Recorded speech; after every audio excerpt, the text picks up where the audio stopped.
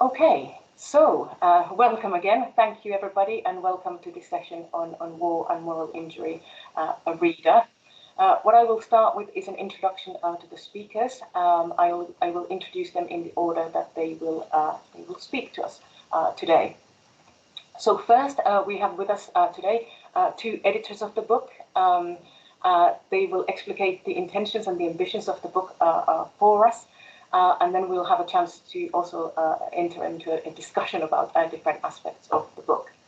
The first speaker today will be Pryer. Let me mute.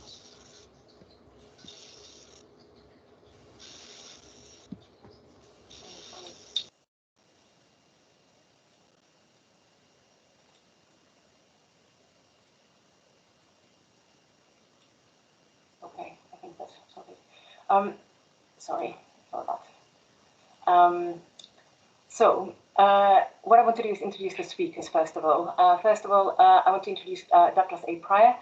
Doug is a retired lieutenant colonel from the U.S. Army Military Intelligence Corps and has had experience in supporting various combat operations in Iraq, Afghanistan, and Kosovo.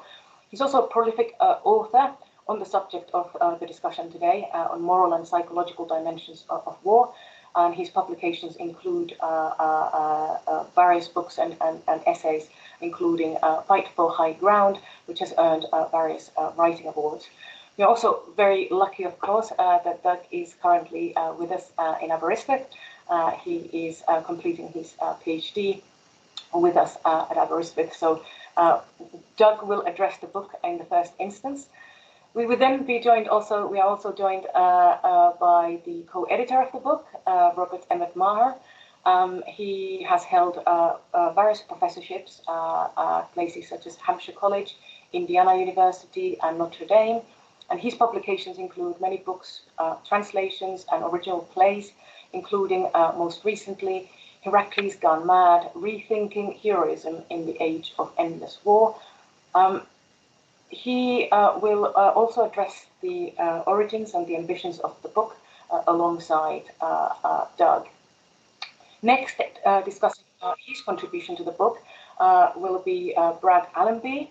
He's President's Professor of Civil, Environmental and Sustainable Engineering and of Law, and the Lincoln Professor of Engineering and Ethics. He also co-chairs the Weaponized Narrative Initiative at the Center for the Future of War at Arizona State University. Thank you very much for joining us today for your contributions. Last but of course not least at all, we are very pleased that Stephen Cenakis will be joining us today as a discussant on the book.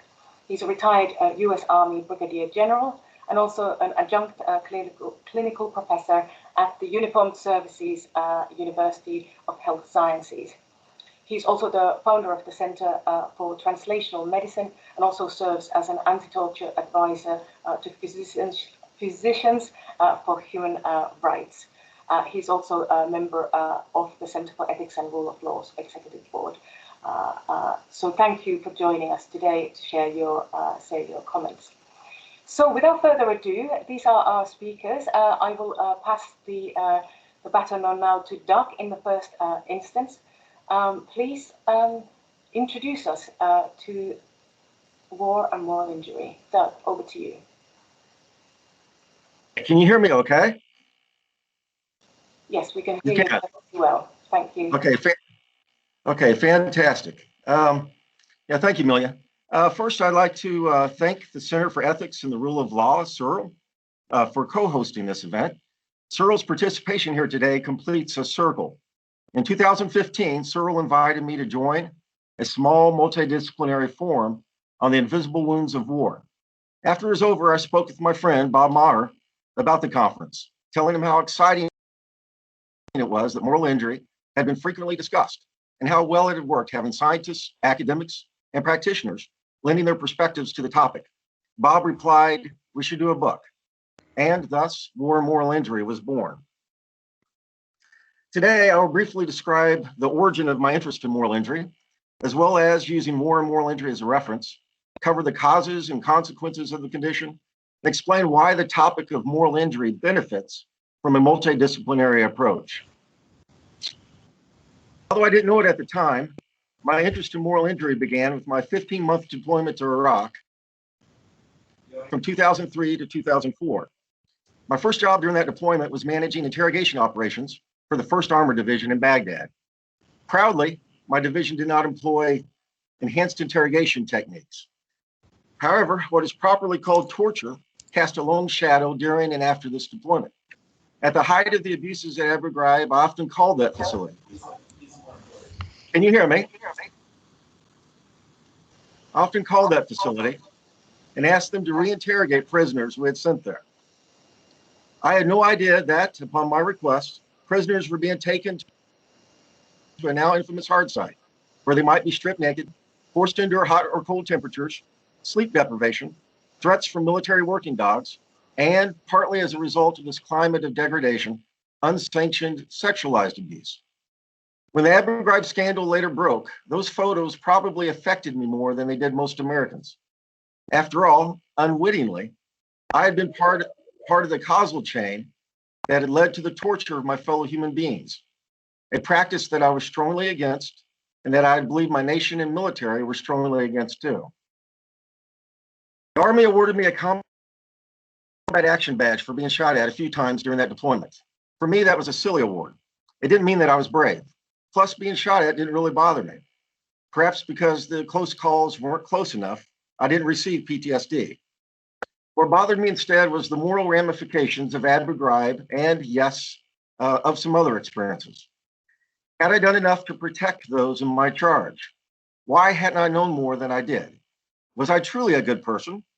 And were the nation and military that had served as foundational nodes of my identity good? Thankfully, over time, I was able to resolve such questions so that I could continue to function. Key to this process for me was mustering sufficient sympathy for an intelligence captain named Doug Pryer, who deployed to Iraq, and who may not have prevented some harm to those in his charge, but certainly tried to do his best by them, based on his understanding at the time. So I was able to learn and grow from my experiences. Still, in 2010, when coming across the concept of moral injury for the first time, the concept resonated. I went on to argue that drone pilots and operators, warfighters who don't experience the kind of life-threatening adrenaline rushes then typically associated with PTSD, might sometimes suffer from non-physical sources for such symptoms as depression and sleeplessness and high-risk self-destructive behaviors like drug and alcohol abuse and suicide. Moral injury is not peculiar to war. War is just the environment where it most thrives, where a person is most likely to perpetrate or suffer an act so transgressive that their identity and associated sense of self-worth are destroyed. War and moral injury includes the stories of chaplains to whom these transgressions are sins, either committed or suffered, and they frame the problem in ways that those sharing the same worldview may find healing. The volume contains poems ranging from modern poets like Brian Turner to, since my co-editor is a classicist after all, the ancient Greek playwright Euripides. The volume includes many stories of combat veterans. Bill Edmonds, a recently retired Special Forces officer who is with us today, contributed an abridged version of his memoir, God Is Not Here. Bill tells how he was at first unable to forgive himself for, in his mind, failing to do enough to stop Iraqi-on-Iraqi torture. Bill found self-forgiveness through art, writing and rewriting his story until he could fashion a new self that felt authentic. Journalists contributed essays too, such as the Pulitzer Prize winner, Eric Newhouse. Numerous scholars contributed essays, including 5 mental health professionals, 2 philosophers, a lawyer, a classicist, who you will hear from next, a political scientist, who you will hear from after Bob, and a theologian. The essay by the theologian, Kristen Leslie, was placed in the academic section of the book rather than the chaplain section because of her contribution's strong reliance on empirical data and conclusions that should prove useful to any survivor of military sexual trauma, regardless of personal religion or philosophy. Kristen, who is also with us today, recounts harrowing stories of rape survivors struggling to move past the feelings that not just their bodies, but their very souls or identities have become polluted. She recommends that survivors connect with a supportive community and build friendships, take care of their physical safety and health, and take care to find a caregiver who condemns not them, but whoever assaulted them. Another one of our academics, the Army lawyer Eric Masick, argues that moral injury is a critical concept for military commanders and lawyers to embrace, pointing out that moral injury could provide crucial context when service members commit self-destructive acts that violate military law. The psychiatrist Bill Nash, who co-authored the book's forward, is one of the founding figures of empirical research into moral injury and served for years as the U.S. Marine Corps' Director of Psychological Health. Bill once told me that he sees moral injury everywhere. I now agree with him. For example, many fields of study within my academic discipline of international politics, such as feminist theory, post-colonial criticism, or critical race theory, have at their core the perception of profound injustice. When listening to an expert in one of these fields, I sometimes wonder if this expert may have experienced an event or series of events so shattering that to reconstruct a personal identity and relationship with the world that they find positive, they have dedicated a good portion of their lives to shining a light on a particular injustice. Of course, feeling angry about injustice is by no means the same thing as having moral injury. And I'm not saying that scholars researching and writing in justice-centered fields frequently suffer from moral injury. No, of course not. However, I suspect that this sometimes happens, and thus would be unsurprised if a scholar in a justice-centered field told me that a moral injury had driven some of their career choices. Food for thought, anyway. Thank you. Thank you, Doug. Next, Robert, please.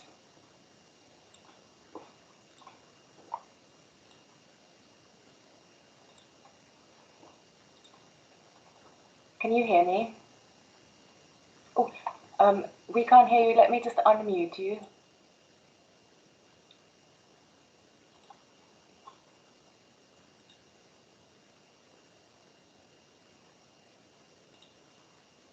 Aha.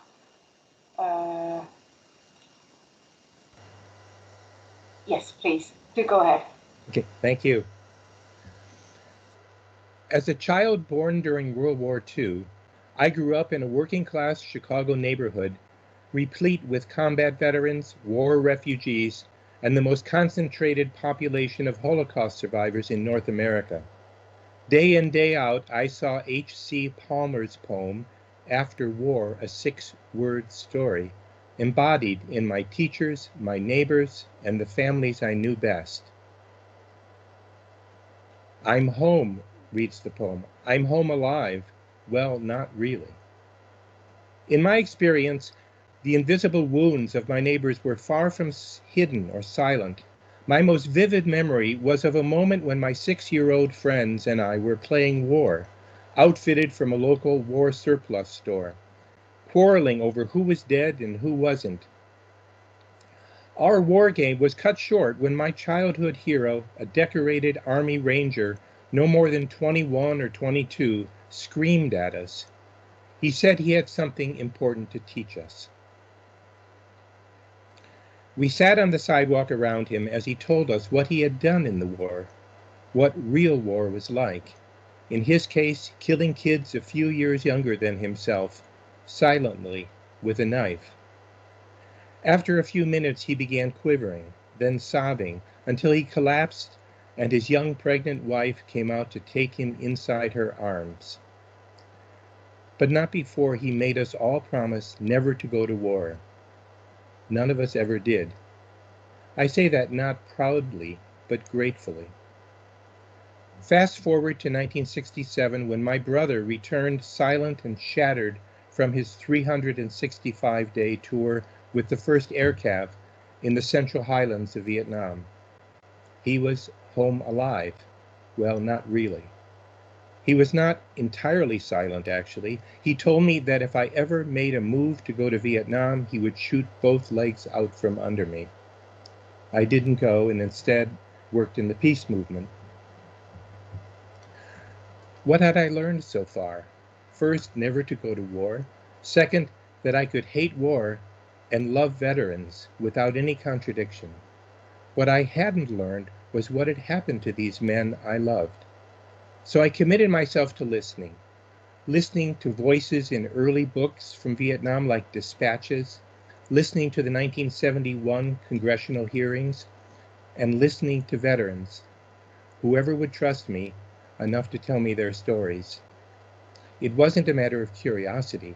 I needed to know what had happened to my brother, and he still remained silent. In the ensuing decades, I began to work with a number of veterans groups, most closely for decades, with a pioneering organization called the Veterans Education Project, whose aim was twofold: to educate young people on the realities of war and to heal themselves by telling their stories, a process my close friend of 30 years, Jonathan Shea, has called communalization. I also began to work closely with the VA and with former combatants and ex-prisoners in Northern Ireland. What have I learned from this? First, that moral injury is not PTSD, and that moral injury is the far deeper, more devastating, more intractable wound of the two, although they frequently accompany and reinforce each other.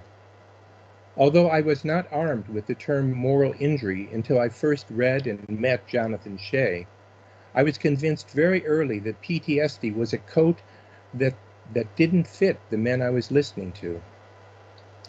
On some level, I knew this at the age of 6 when I sat with my war hero as he unraveled beside me.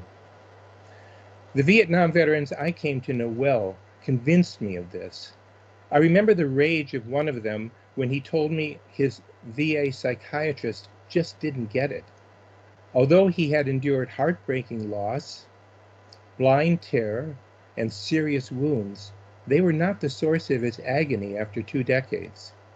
But every time he tried to bring up what still haunted him, his therapist warned him that if he went any further, anything he said would be reported and could be held against him in a court of law. I knew his story, and he was no war criminal.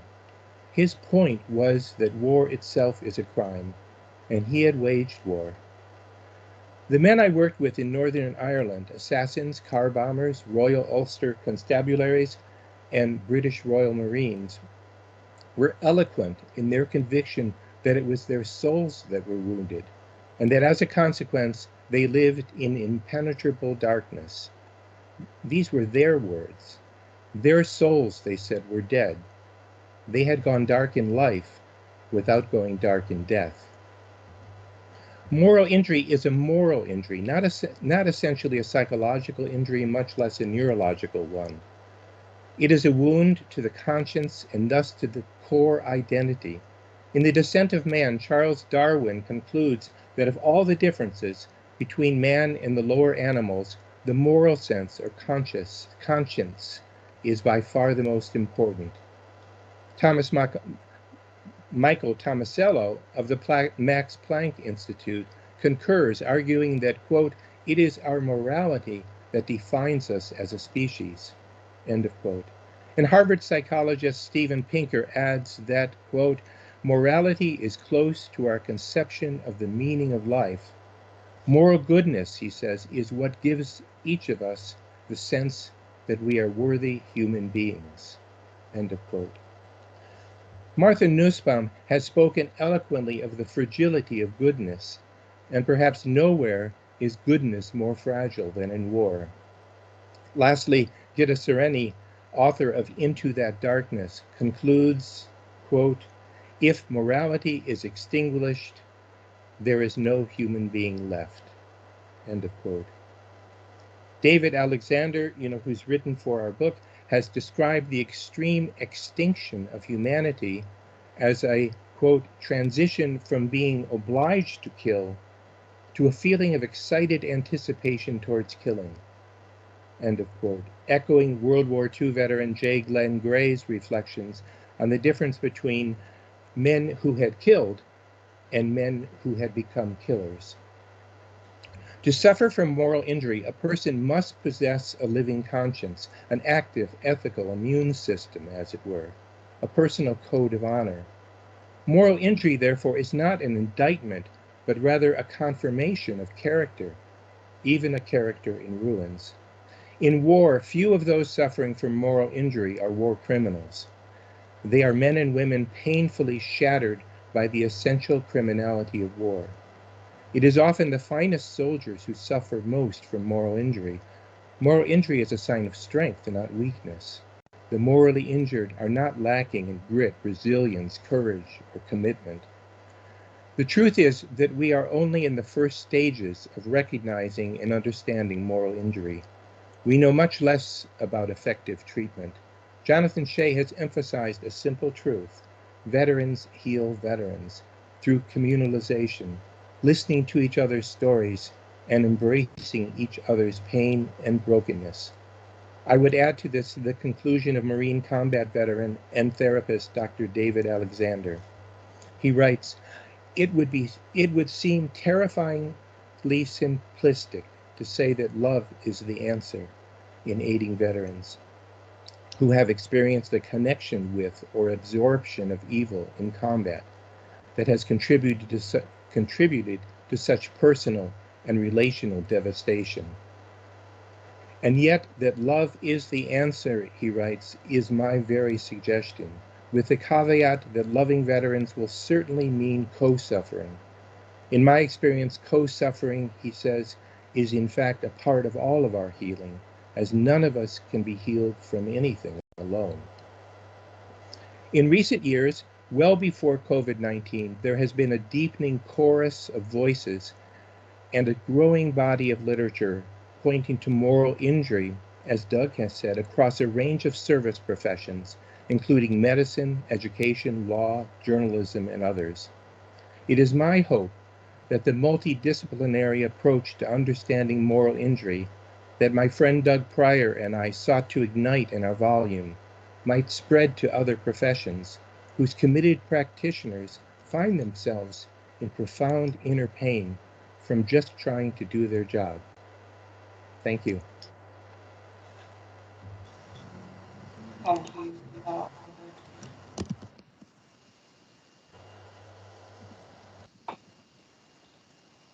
Next, thank you. Brad, are you still with us? I am. Excellent. Can you hear me? Yes, we can. Please, it is your turn now. Okay.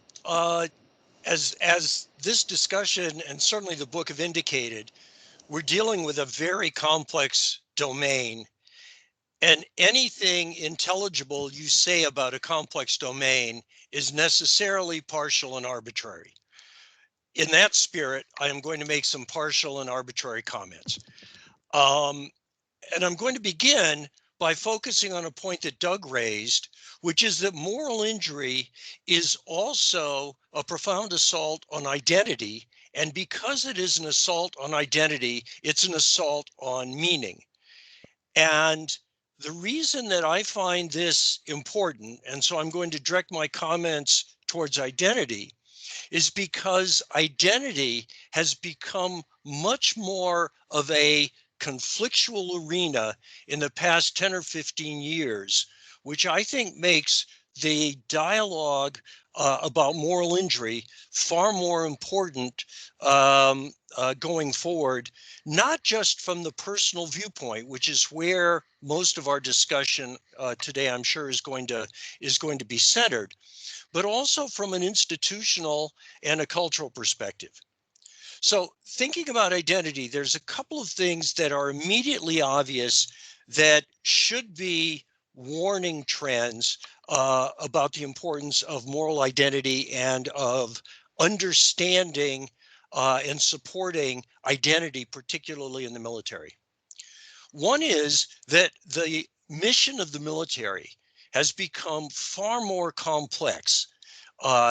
So we talk about combat in much of our discussion, but if you look at what the military, particularly those that are widely distributed today around the world, if you look at the tasks they're doing, it's policing, it's peacekeeping, It's nation building. It's training other people. It's cultural ambassadors. We just finished an officer from the U.S. military who is studying water systems in Africa because that's an important part of special forces operations in Africa.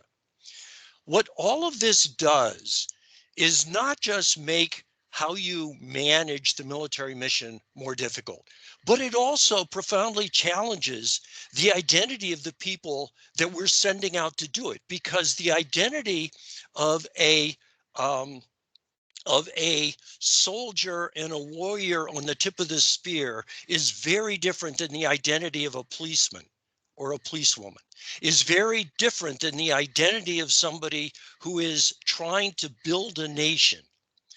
And this means that the issue of identity, which used to be relatively easy to understand in the military context, if you were part of the Army in World War II, you knew what you were doing, and it wasn't nation building. That certainty has been lost. And so what you have is a system that wants to train strong identities, that is, to provide people with a military identity, just at the time when the strong identity is becoming fragmented because the mission has become fragmented. The second point, which I think we do well to remember, is that identity has now become not just a design space, but a battle space. Cambridge Analytica taught us that. The nation state AIs that are working on things like Cambridge Analytica are teaching us that.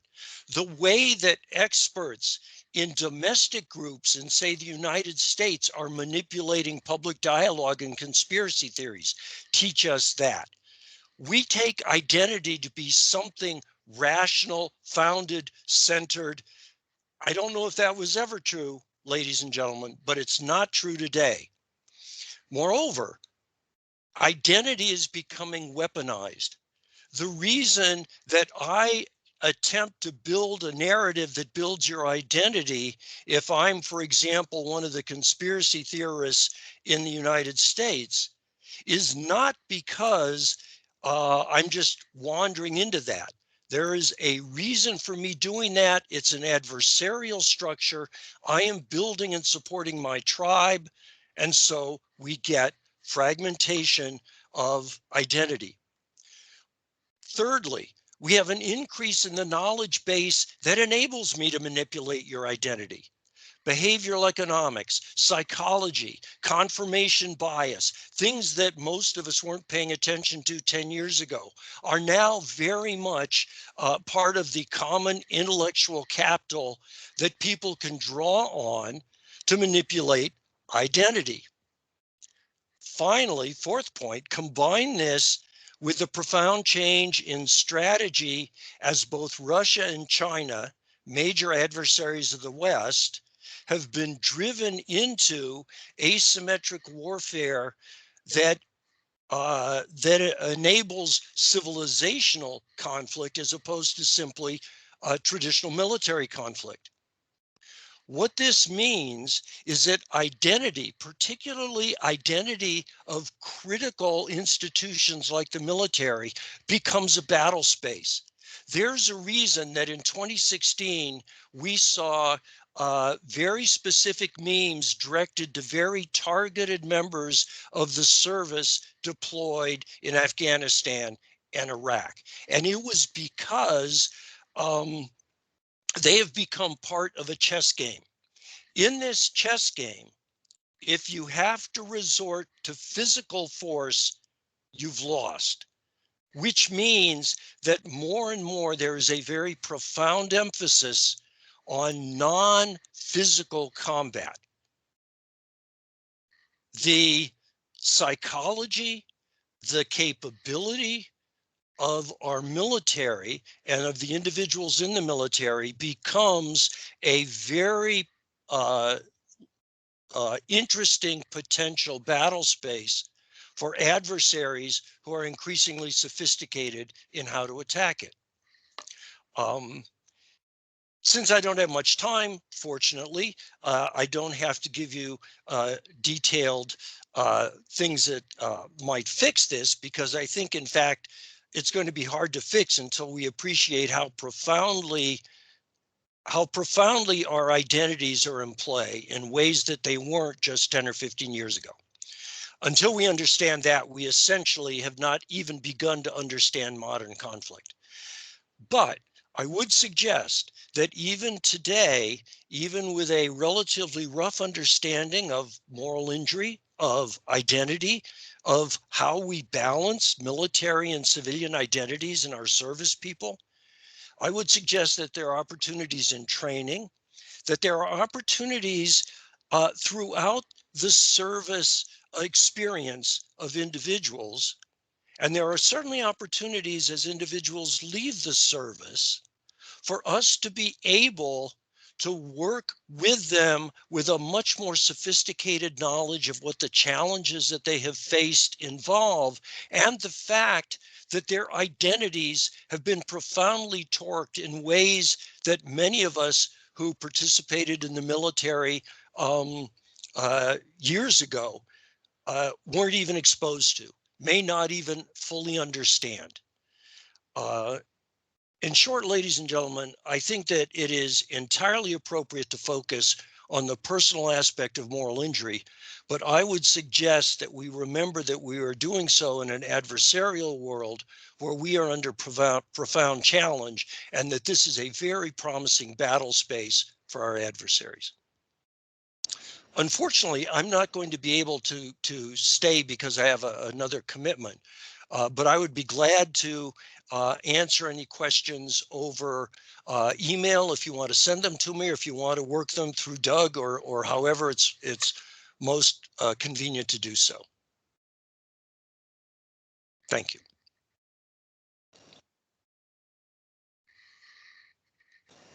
Thank you so much, and thank you for taking the time to join us, even though I know you have a very busy schedule today. So thank you for your insights, and I'm sure they will feed into the discussion, and we can also report that on to you. Thank you. Next, let's turn to our final speaker, and the task Stephen Cenakis had been given was to act as a discussant for the contribution. It's a wide-ranging volume, interdisciplinary also in nature, and you were given the pleasant or perhaps difficult task of, in a sense, discussing the relevance of this book as you see it. So please, the floor is yours. Well, thanks so much. It's a great privilege to be invited to be part of this panel. I want to really salute Colonel Pryer and Professor Mcmahor and all the authors for their contributions, which I think are excellent.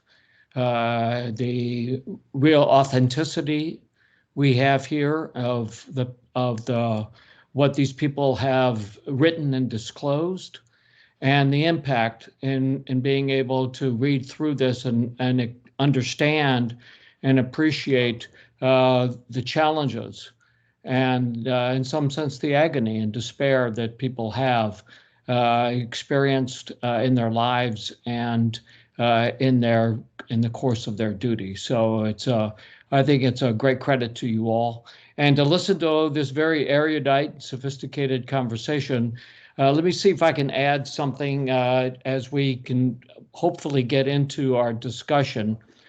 And I want to just make it very simple in terms of drawing from my experience as a military officer and as a clinician, that we have at least three themes here that we should be exploring as time goes forward. I'm going to speak to two of them, then I'm going to leave the third one for perhaps a more extensive conversation. In a very simple way, but clinically and in terms of being able to, as Mr. Allenby, Professor Allenby said, in terms of fix it, we're trying to put a square peg in a round hole.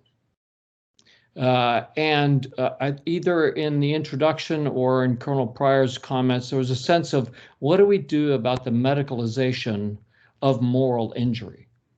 because it is not PTSD, it's not depression, it's not some of the other diagnostic categories that we typically use, yet we know that people are having a profound experience, an enduring experience.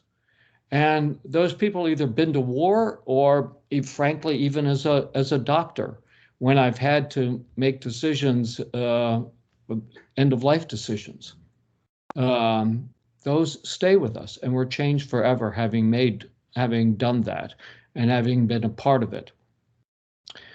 In the way that the profession has changed, the course of I'd say I've been in this now for about 50 years, is that in assigning a diagnosis, we implicitly label people and stigmatize them, which is exactly what soldiers do not want and should not deserve to have. Yet they need to have a place and a space to talk about their experiences. Now, what's also been a phenomenon in the way that this has been compartmentalized over this time is that years ago, I'd say when I first started and saw my first patients in 1970, a case like one of the stories where one of the authors was talking about the death of his daughter by suicide, we would have perceived that, we would have approached it as complicated grief. And there are any number of, look at what Professor Meagher was saying in terms of what this ranger was saying. There are any number of experiences that we have in our lives that constitute complicated grief, that we worry about, that we're anxious about. But in fact, in the current diagnostic manual, there's not a place for complicated grief. There's a section that is talked about that will be explored of persistent complex bereavement disorder, but it's labeled as a disorder, not as an experience, where we know, though, that people are having that they're haunted by these feelings and thoughts, yet they can't, in fact, get help without being labeled. And then, frankly, what's also happened in the profession that's made it difficult, they're going to be subjected to manualized treatments. Particularly in the last 20, 30 years, much of what we do in mental health, psychiatrists in their short, brief times that they prescribe medicines, or the psychologists really do it according to these manualized treatments, and that is not adequate or really helpful. So let me then shift to what the second theme is of a square peg in a round hole. What we've lost is having a place for confession. One of my teachers, one of my best teachers in med school, was a psychiatrist, Dr. Jerome Frank. He wrote this book, Persuasion and Healing.